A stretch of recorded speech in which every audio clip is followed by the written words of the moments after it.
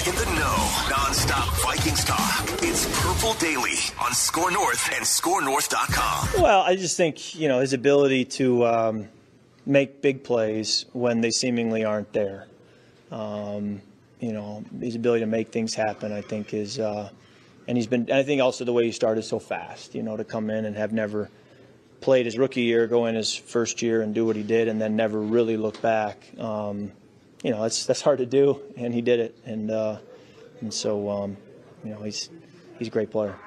There he is, Mr. Tuesday off day himself, Kirk Cousins, spending a great day at the ballpark in disguise. Not disguise, but he had and on and a hat pulled down low. It didn't really work out, but he talked about the decision to go to the ball game. Like he and Julie were talking about taking the boys because their nap time is ordinarily then, but they can't go to night games because, the boys got to go to sleep. And he's like, do I really want to go through the hassle of going? And then he decided I do.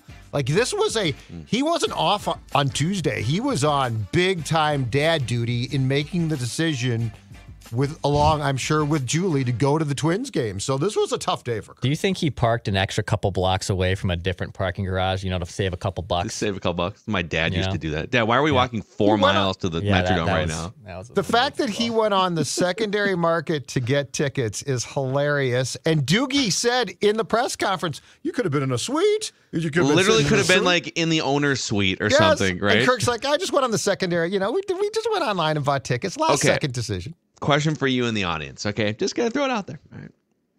It was Tuesday, right? Tuesday's the big Kirk does not work on Tuesdays. Tuesdays are off days. How do you feel about that during season on the line Chiefs week? That your starting quarterback, instead of studying the Chiefs defense, studying the Vikings offense, was just hanging out at a Twins playoff game, huh? I think as a dad, it's a great move. I think Patrick Mahomes was probably a great studying. move. But I was just going to ask you, where do you think Patrick Mahomes was on Tuesday? Not at the Twins. Well, he wasn't at the Royals game. We know that. That much. No, I know. But do you think he was was at a Royals game, hanging out in that palatial estate? And my God, is that thing huge? Do you think he was on the golf course or the small or the golf hole that he built in the backyard of his house, or do you think he was at One Chiefs Place? Looking at film. Is that the address? One Chiefs Boulevard? I have no idea what it sounds. I think it's Circle. One Chiefs Circle, I think. It sounds good. One Andy Reid, Hank Stram Place. Anyway. So, we'll see. So hopefully Kirk can cram in some extra work, middle of the week here, Wednesday, Thursday. You're just We have a great show for you today on Purple Daily. We've got State of the Offense. We've got a Random Viking of the Week. We're going to get to all of that and more. A shout out to our friends at Surly Brewing Company. Every time I go to our local liquor store, I see maybe only a couple different cases of Surly's Before I Die Lager because it is flying off the shelves this fall, gentlemen. And how can it not be? How can Before I Die not be flying off the shelves? Of course, available in your favorite bars as well. And I mean, it speaks to what? It speaks to what the folks, our friends at Surly Brewing want and what our friends throughout the PD family want, which is one before we die. We're not asking for a lot. In fact, perhaps the Twins are showing a blueprint right now of how to have playoff success. So yes, Surly Brewing. Now, of course, I could talk a lot about Furious, which I absolutely love, Logic Bomb, but Before I Die speaks to everything this show is about and everything the PD family is about. Amen. Also, a shout out to our friends over at 3 Jack, too, which is one of our favorite establishments in the North Loop. It's a beautiful day to go over to 3 Jack, get some of those pulled chicken nachos. It is. In fact, I got a note from a listener just yesterday from Travis. He said, hey, Dex, I'm thinking about having my 30th birthday party at 3 Jack. What do I do? Well, it's easy, Travis. You go to 3jack.com. Click on the events page. They have literally a direct contact, a direct page to fill out for private parties and event inquiries. We had a company kind of shindig there about a couple weeks ago. So whether you're having a birthday party, whatever you want to do, you can do it at 3 Jack with those golf simulator bays, those loaded nachos, great tap list, plus awesome game day specials too if you want to catch the game there. Go to 3 Jack and go support our friends at 3 Jack in the North Loop. All right, time for a State of the Vikings offense rundown here, boys. We'll give you sort of the overall snapshot, then we'll get into some key categories and do deep football dives. All right, here we go. Where does the Vikings offense rank overall compared to the rest of the league? It's very interesting because yards per play, they are third behind only the Dolphins and the 49ers.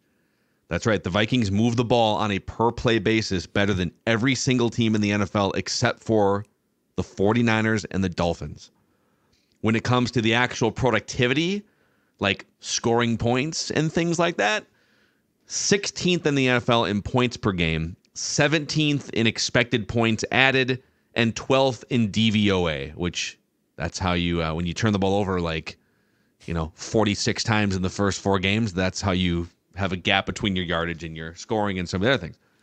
State of Kirk Cousins, he ranks 6th among all quarterbacks in passer rating, 13th in QBR, 13th in PFF grade, and 11th in expected points added. So anywhere between 6th and 13th, depending on which metric you use. So before we get into some of the other main categories here, just your thoughts on the first 4 games of the Vikings, first 4 games of Kirk Cousins, offensively. Well, it's intriguing because my guess is, and I don't recall if you recited the same statistics, especially on Kirk last week, but my guess is that the Carolina game dragged him down. And, of course, the Carolina game is the one win. Yeah. So, as I have always said, I am not nearly as worried about the counting stats or about the overall stats on Kirk as I am on the production at key times. And a year ago, when you orchestrate an NFL-tying 8 fourth-quarter comebacks, that's damn impressive. And the fact his stats slipped, I don't care. Conversely, against the Chargers, I think that late in that game, he played a role in the loss. And so, yes, his stats were magnificent. But you know what? You lost, which is why I'm also not bashing him for the Carolina game. So, my whole thing with Kirk has always been, I'm not going to put the importance on the exact stats. There are some stats clearly that you try and avoid, like throwing too many picks. But my focus is what is the team doing and how much in crucial moments is Kirk driving that. And on Sunday, you know what? He was not good, but he did throw 2 touchdowns. And the Vikings won a game. And so I'm going to be very diplomatic about the fact that his stats might have slumped or shrunk because of that. I'm pretty still in a wait and see mode still with the offense, not because I don't think it's legitimate, but you have not scored enough points. And I know turnovers stink. There's 4 at the goal line. There's been 4 at goal to go. And that's an incredibly unlucky thing. But at the end of the day, you got to get points, man. And yards are yards. That's phenomenal. But there's other teams, too, that obviously move the ball well, but then you get into the red zone and you stall out, too. So, yes, the turnovers stink, but other offenses can move the football, but then they stall out in the red zone, too. So until they start actually putting up the points that they're supposed to do, whether that's by the grace of football gods or not, I still need to see a little bit more from this offense. Yeah, it's definitely a formidable offense.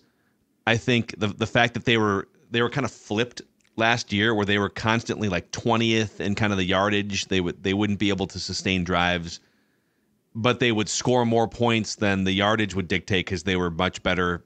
Fourth quarter, they would come back, and I think they led the league in fourth quarter scoring. And this year it's kind of flipped in that they're moving the ball way better than they were last year, and they can't finish some of these drives. So let's start with the first category here, which is ifs, ands, and buts. You guys touched on some of this. 4 turnovers on the goal line. 4 turnovers in the first 4 games on the goal line. We're about to punch it in here. We're in the red zone, maybe even in the deep red.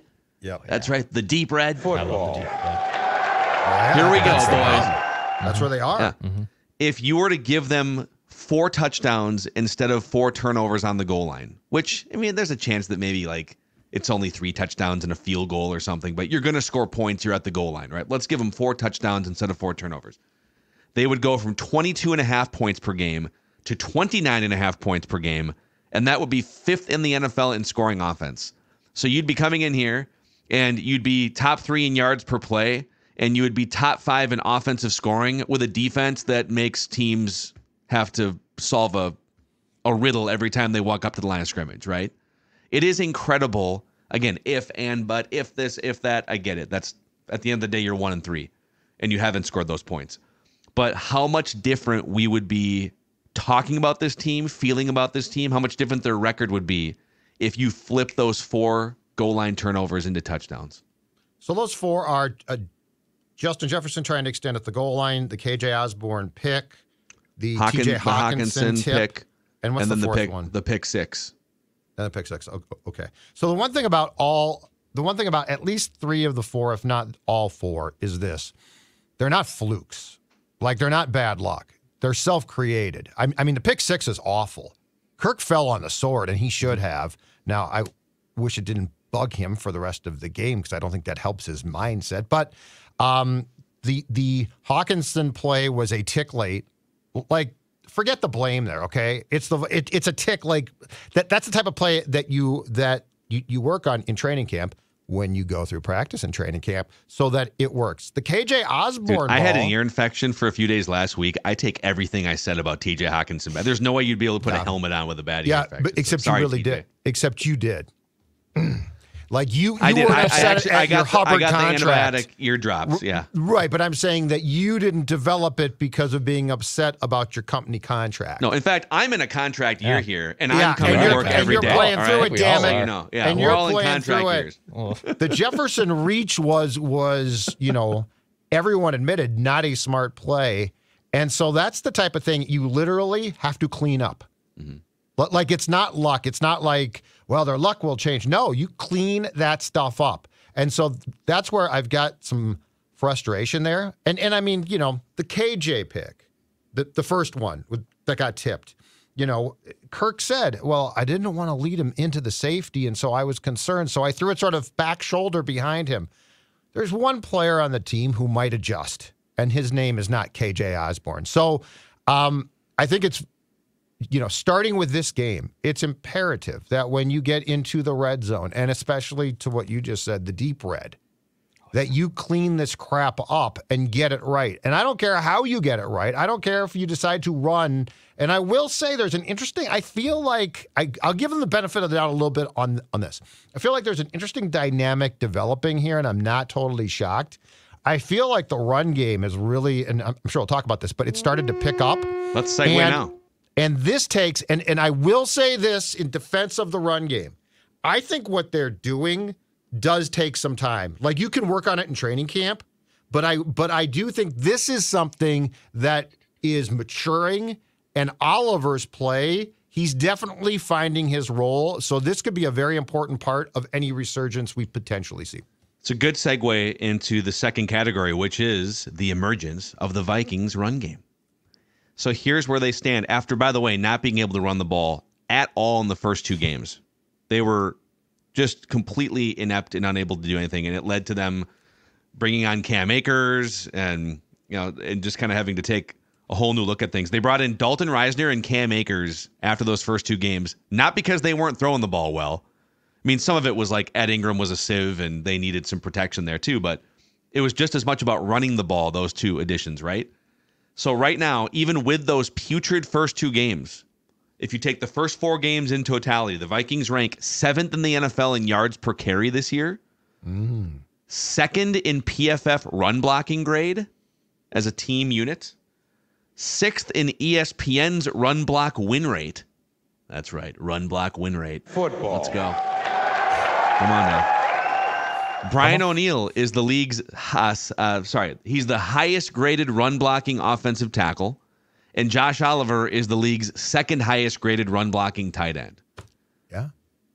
The run game has completely changed in the last 2 weeks, and the offensive line is getting a ton of push. We've seen it on film with Boone in those trenches episodes.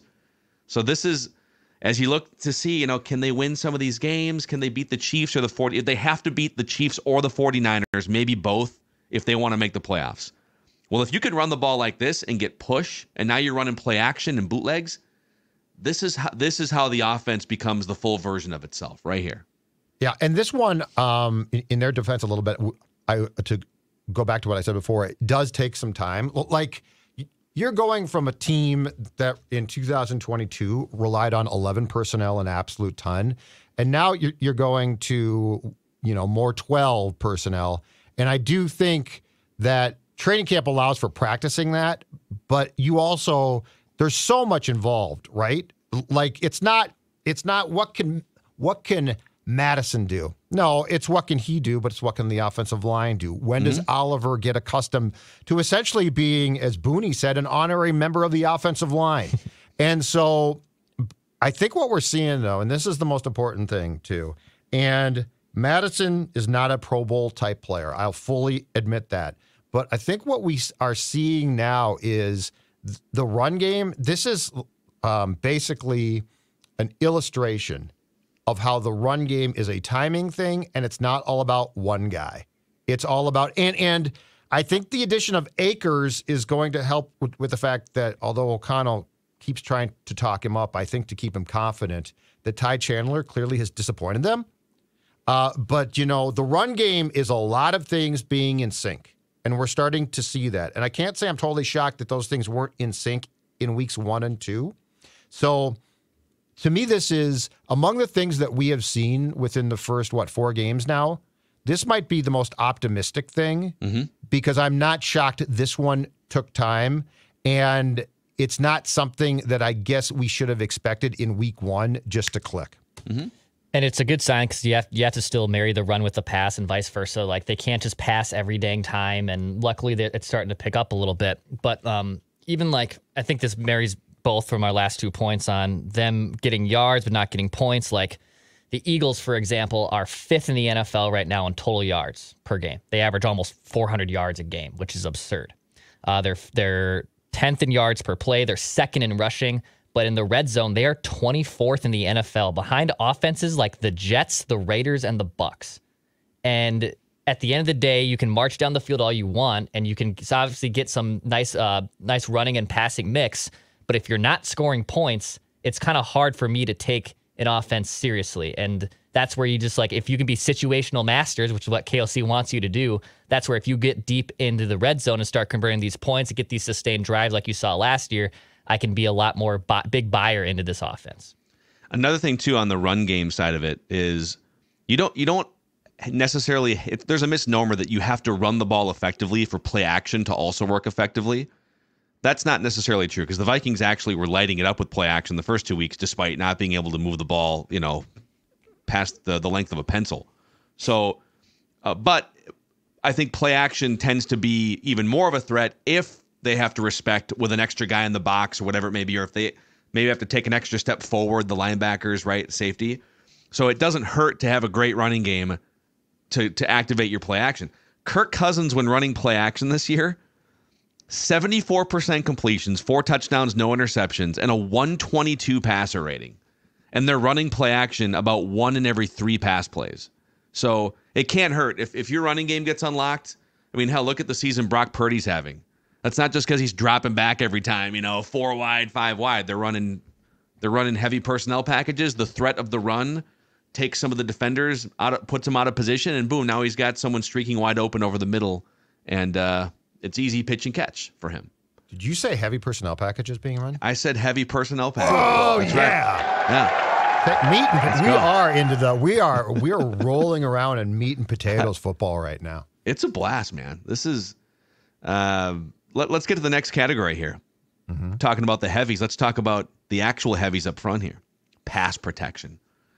Kirk Cousins running for his life, right? Oh my God, everything's on fire. The building's always on fire. He's running for his life.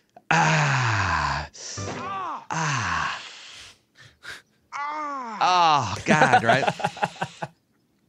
Oh, every game. Yep. So that's not the case this year.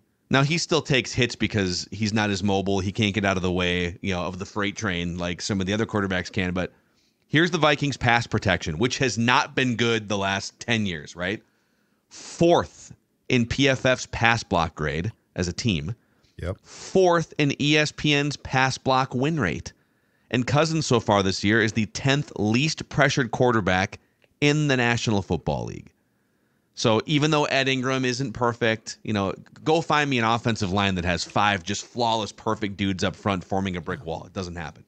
So I think Ed Ingram remains the weak link, and it would be nice if Reisner could step in there and make it even better. But this is a top 5 pass protection unit, PFF and ESPN, through the first 4 games of the season. It's the best pass protection Kirk Cousins has had in his career as a Vikings quarterback. And the thing about this, too, is, and Carolina didn't accomplish this, and, I mean, they're not that good, but I think the thing about this, I think the concern, I think the Reisner signing was in part driven by the fact that Kirk did take, especially in those first two games, some big-time hits from interior pressure. And look, here's the thing, too, and this is partially why offensive lines now, I think, are beginning to look more and more suspect. 15 years ago, defensive tackles weren't what they are now. Like, defensive tackles are pseudo-defensive ends now. Yeah. Like Aaron Donald back in the day was a defensive end, right? He was not a tackle. Tackles were the big guys. They stopped the run, and they might have applied. Like, you were happy if your defensive tackle stumbled forward and the quarterback had to, like, move. Now that guy's a threat. But, yes, Kirk has gotten, I think, overall sufficient protection.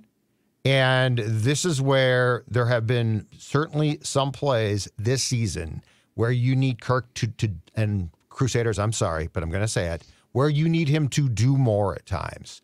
Where a year ago in the fourth quarter especially, he did more. But to your point, Phil, about these next few games, and I'm actually thinking the next 4 games, and this is going to be very, very tough, but I think it's the only thing to keep hope alive. The next 4 games go Kansas City, at Chicago, home to San Fran, at Green Bay. I think you need to go 3-1. Now that's a huge ask, but I think to consider yourself a playoff, like a wild card contender at the very least, you need to go 3-1. And this is where you are going to need this whole thing from a standpoint of the play calling by O'Connell to Kirk himself to the entire offense to be in complete sync. So the Packers game, we can sit here now and be like, I mean, the Vikings are better than the Packers. They should. Yeah, but forget about the opponent for a second.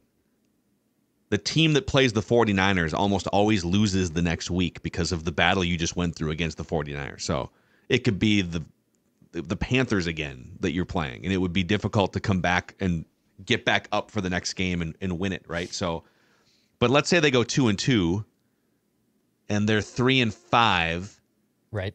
You know, they'd probably have to finish 7-2 the rest of the way. Yeah, I think it gets to be a real... The math gets hard. Climb. Yeah, between, and I'll include the Packers game. I know you're saying 3-1 in the Packers game, but after the Packers, they have the Falcons, the Saints, the Broncos, the Bears, the Raiders, and the Bengals, who now Joe Burrow could be healthy by then. Maybe they're better. But even omitting that Bengals game, those 6 games, Packers, Falcons, Saints, Broncos, Bears, Raiders.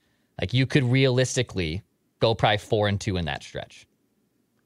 So let's keep doing this. Okay, so let's say they go realistically 2-2 over the next 4 games. Yeah, right. Like 3-1 would be, dude. If they go 3-1 and they beat the Chiefs or the Niners, you're 500. It's game on. Yes. You're back on track. You're ready to rock and roll. Absolutely. If you more realistically go 2-2, and now you're 3-5.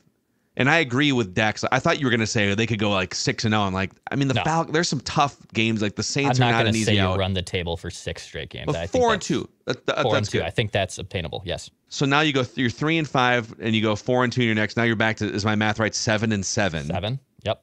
With 2 games against the Lions, and then is it the remaining game Bengals against the and Packers?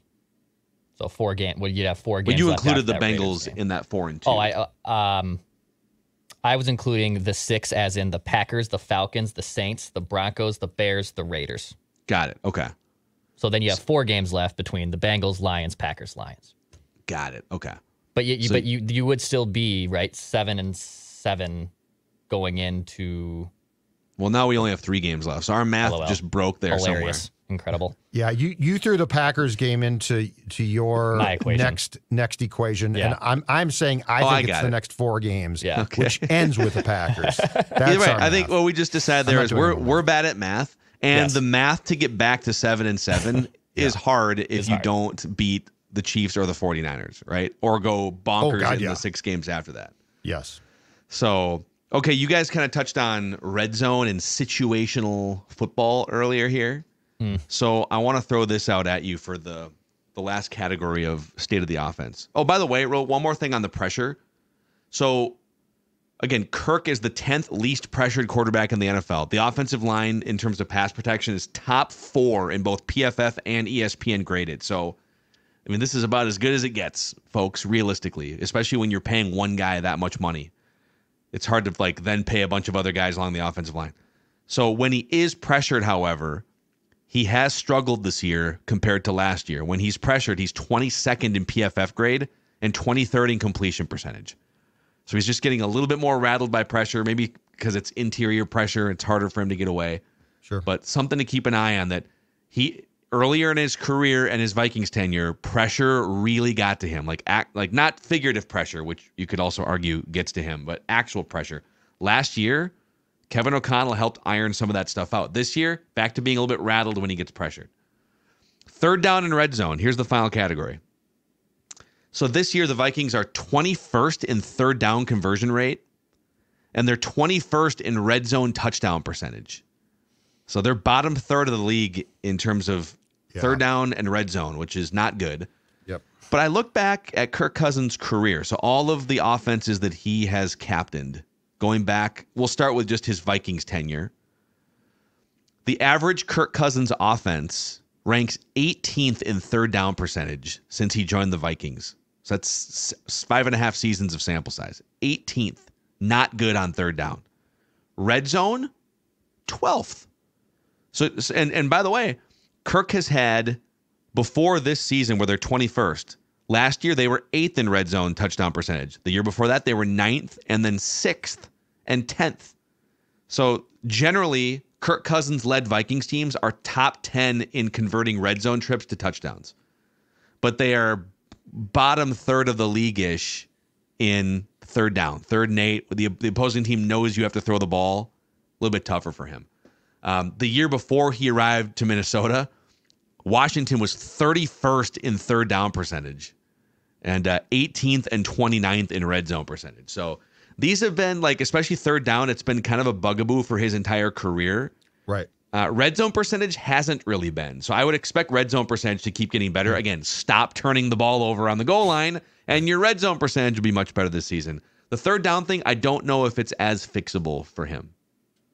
Now, is there a stat that you have or we can find about what the Vikings' average third down is? Because that would be my question, too. Because, again, part of the reason for trying to establish the run game more was to be in, let's say, 3rd and 3, 3rd and 4, where you've got a ton of options, as opposed to 3rd and 12, where there's really not a good play on 3rd and 12 beyond throw the ball to 18 and say a prayer.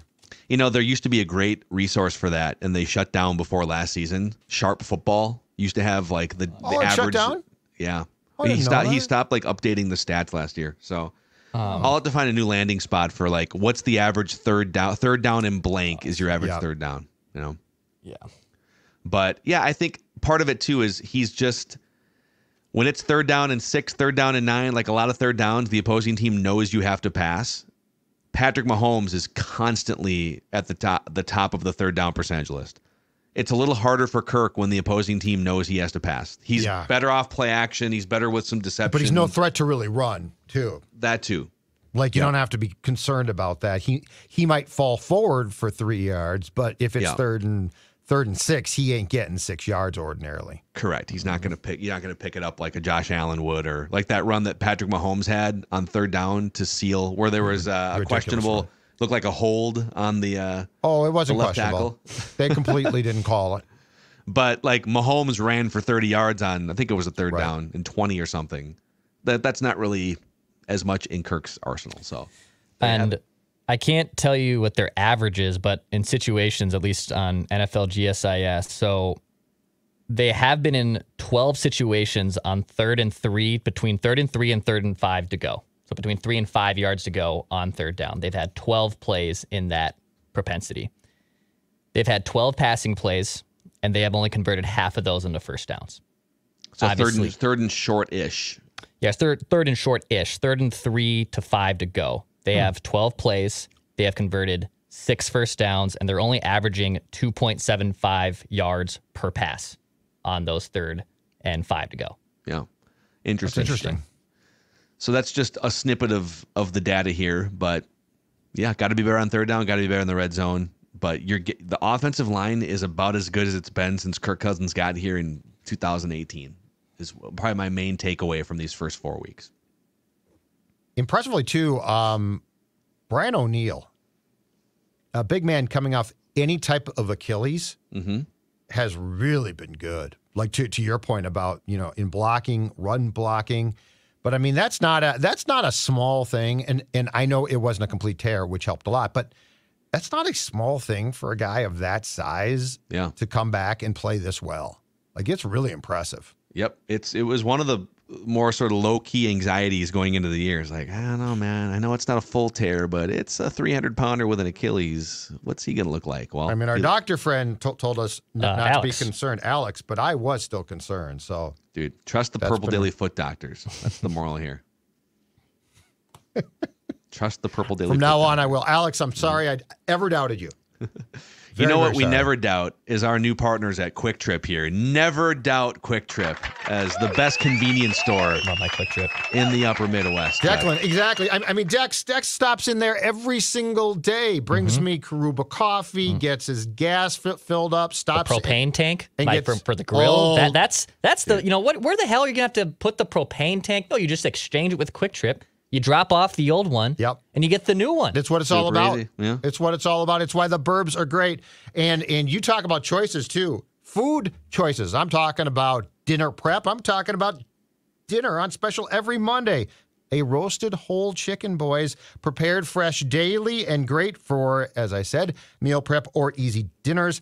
How about chicken tenders, prepared fresh every single day, hand-breaded, and seriously huge? We're talking jumbo here, 3 or 8 pieces, perfect for a quick and easy lunch or dinner. Also, chicken sandwich or boneless wings. Yeah, that's right. I said boneless wings, Phil Mackey. Sorry, I'll give you the football. yeah. Football. There you go. Thank you very much. Yeah. Quick Trip is the place to go. Quick Trip has it all. Again, our friends at Quick Trip, welcome aboard. It's been a great start. And as we said a couple of days ago, too, if you stop by Quick Trip, don't be afraid to tweet us your pictures from Quick Trip to show that you are supporting us and our partner. You can tweet them to @ScoreNorth, @JZolgad. Any one of us would love to see you acknowledging your stop at Quick Trip. Tweet us your trips. Tweet us your trips. Oh, I like it. Good Dex, Underdog Fantasy, what's happening there this week? This is a big weekend for Minnesota sports. Underdog can make it gosh. even more fun. Oh, you got the Twins. You got the Vikings. You even got Go for Football. They do college football at Underdog Fantasy. And in fact, if you're a new user, you haven't signed up for Underdog Fantasy yet. First off, what the heck are you doing? But if you haven't, you can go to Underdog Fantasy, promo code SCORE, SKOR. They'll give you a $100 match up to $100 and a free mystery pick'em special.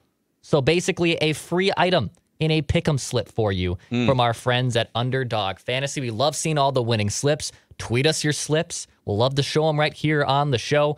We had a bunch of people sign up in September. We have more people that have signed up so far in just a few days in October. You can join with Underdog Fantasy, promo code SCORE, and a free mystery pick'em option, plus at a $100 deposit match. Awesome, man. Hey, we got breaking Vikings news here. Breaking Vikings news. Yeah. I love the sounder. Breaking quarterback news. Gasp. According to our friend Tom Pelissero and former colleague Tom Pelissero, the Minnesota Vikings have signed a new quarterback to their practice squad. Okay. A familiar name. Kyle Slaughter. You're kind of close, maybe. Tanner Morgan, former Minnesota Gophers starting quarterback, has hold been on a second. signed to the Vikings practice squad. Hold on. Wow. He's some type of assistant something for Fleck, I thought. Not anymore. He's on the Vikings practice Not- squad now. not- Boy, not here's, working there hey, anymore. kid, here's 2 choices for you. Yeah. You can He either was be helping out Fleck. He's a coach. you could be a graduate assistant on a mediocre Power 5 football team that's a 3-touchdown underdog against Michigan, or you can play in the NFL. It's up to you. Practice squad money, baby. Don't forget, Mitch Leitner. Mitch Leitner once played in a Vikings preseason game and gave up a promising career as a DoorDash driver. You remember Yeah, that? he did. Oh, yeah. No, I do. I do remember that. Gave up that career, DoorDash. Yeah. Anyway, so Tanner there Morgan, it is. all right. Tanner Morgan seems like a great sort of behind the scenes leadership guy. Great in the room, Phil. Maybe they're looking for an extra arm at practice. Just I like don't know. Declan's great in the room. Great in the room. Yep. Right in the room. Yeah. So there you have it. Tanner Morgan is the fourth Vikings quarterback on that practice squad. Him and Jaron Hall. I wonder if something's up with Jaron. Looking to push Nick Mullins. So Jaron Hall missed some practices last week, and it was listed as personal. I wonder if something's going on where he might be away or something. Yeah. Yeah, I did wonder say if that's why. And KOC didn't really elaborate much on it, right? But he did miss practice. Yeah, he did miss practice. I think he was back. I think he was the inactive third quarterback for the game on Sunday, but I wonder if something's up there in his personal life. Yeah, interesting. Something to keep an eye on for sure here. Boys, it's time for a random Viking of the week, our Thursday staple here on Purple Daily. A battle of historical wits. It's losers out every week, and I was the loser last week, so I am out. I'm going to give you guys a series of clues. You get up to 3 incorrect guesses each before you are eliminated. The last handful of Random Vikings are Seatric Faison, Carl Eller, Dwayne Clemens, Mo Williams, Hank Baskett, Bubby Brister. Boy, the first 5 we ever did back like 2 years ago were T-Jack, Kelly Campbell, Leroy Horde, Jerome Felton, and Hussein Abdullah. Judd has an all-time score of 60 correct guesses. Declan with 29. I have 13. In fairness, I started late. In the new era, Judd has 8. I have 5. Declan has 3. So here we go, boys. Are you guys ready for a random Viking of the week? Yes, sir. Let's do this. Okay. This random Viking hails originally from Parsons, Kansas. From the Plains. That's right. This random Viking of the week played 49 career National Football League games. I'm going to read you an excerpt here from this random Viking's high school athletic career. Pretty impressive.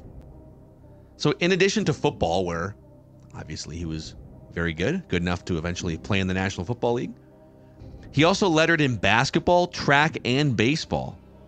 As a team captain in hoops, he earned All-State honors 3 consecutive years while guiding his school to the state tournament as a sophomore and a senior. That's basketball. In track and field, he ran sprints, the 100, the 200, and the 4x100, and the 4x400. Man.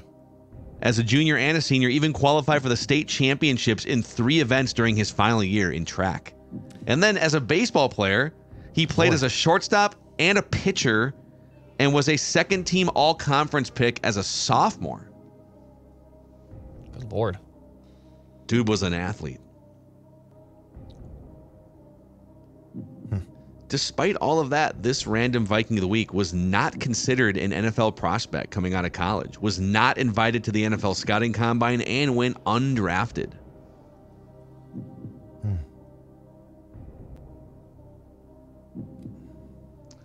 This random Viking of the week actually played 2 stints with the Minnesota Vikings. He played for the Vikings, then he went to other places, and then he came back to the Vikings. He went 2 stints. Mm-hmm. Sean Hill. That's a great guess. Ooh. That's Sean Hill. Sean Hill. That's a great guess. There it is. That's Sean a great Hill. guess. Good God, that's a great poll. Wow, dude. Sean Hill. Sean Hill. Sean Hill played ran 7 track? games. Sean Hill. So he went to a small high school in Kansas. All right. Okay. So it should be noted that some of these accolades make him sound more athletic than he was when he was a 40-year-old backup. Yeah, that's but true. Good point. He was a good, solid backup and even like a decent starter for the Niners back in the day. Played 7 games with the Vikings. That one start. Yep. It was the game against Tennessee, I believe, after Teddy Bridgewater tore his knee up because Bradford wasn't quite ready. It was. He played for Mike Tice, Mike Nolan, Mike Singletary, Mike Zimmer. Played for 4 Mikes. That would have been a great clue, actually, if I would have gotten there. He went to Jim Maryland, right? He's a Maryland guy. Yep. Yeah, because that's where Tice was not obviously didn't play with him, but was a Maryland pretty close guy, though. So. Yeah. And then he holds the NFL Europe record for most completions in a season. He's a prolific NFL Europe passer. The Amsterdam Admirals or something, I want to say. Interesting. So there he is. Nice job, Judge Sean Hill. Track star shocks me of all those facts. Oh, yeah, that's right. He's like a big sprinter, too. And to be able to do the 1, the 2, and the 4x4, like I ran the 4x4. That's it. Like I don't envision a big dude like that being able to have that amount of sprinting ability. He That probably wasn't blows my quite as mind. big 20 years ago. That's You never my know. only. He was probably a rail in high school. Probably looked like me. Yeah. And then all of a sudden high became an school. NFL quarterback size and He overnight. definitely enjoyed those Friday food spreads in the NFL. I was gonna say, yeah. I guess. Who wouldn't? You know. Hey, let's shout out our friends, Finch Home Solutions. We've had several examples of Score North and Purple Daily listeners hitting us up with their pictures. Hey, Cody Finch came in with that van, fixed my electrical. Yep. And that's because when that van shows up, and yes, I'm sure if you ask him, Cody will beep the horn for you. Beep, beep. When that van shows up, it means that whatever is wrong from an electrical standpoint in your home is going to get fixed. It could be a small thing. It could be a rewiring of your entire house. You know what? It doesn't matter because Finch is professional. Finch is courteous. The folks are going to steer you right. They're going to tell you what needs to be done. They are not going to try and give you any excess things to think about because they know that they are relied upon because of the great job that they do. Finch Home Solutions can fix whatever is wrong. They can do it quickly. And right now, there's a deal on the table too. So for the security of you and your family, because we're not talking about a DIY thing here. We're talking about you need the best available professionals. It's the Finch Friends and Family Plan. 1 free electrical inspection a year, no dispatch fee. Priority dispatching. So if you call them, guess what? You shoot to the top of that list, and a 10% discount on all work performed in your home. Only $9.95 a month. Call Finch 612-357-2604. Or go to their newly designed, beautiful now website, finchhomesolutions.com, finchhomesolutions.com, and make sure to tell them the guys from Score North and Purple Daily told you to contact them. I'm told we have some great new items, too, in the scorenorth.com/shop collectibles section. Scorenorth.com/shop. Click on collectibles. Harrison Smith, fresh off 3 sacks in one game. He has tied his career high in sacks for a season in one game. And that is a custom signed Harrison Smith jersey right there, the Hitman's John Hancock. You can put that in your man cave. You can put it in your office. And you can show it off to your purple-loving friends there. Scorenorth.com/shop and click on collectibles to find all sorts of awesome things. Buy it now options, courtesy of our friends at Universal Sports Auctions, to deck out your home. So thanks for hanging out with us here on this State of the Offense Thursday, Random Viking of the Week Thursday. Huge weekend in Minnesota sports. Vikings, Chiefs. Vikings going to beat the Chiefs. Been telling you guys since Monday. Gophers in Michigan. Twins playoffs. You got the Wild starting up next week. We got the Wolves in Abu Dhabi. I mean, it's a blast, man. Minnesota United fighting for playoff position. So Score North is your place if you're a Minnesota sports fan. We'll see you guys tomorrow for a Feedback Friday live at 10 a.m. Central Time on the Purple Daily YouTube channel.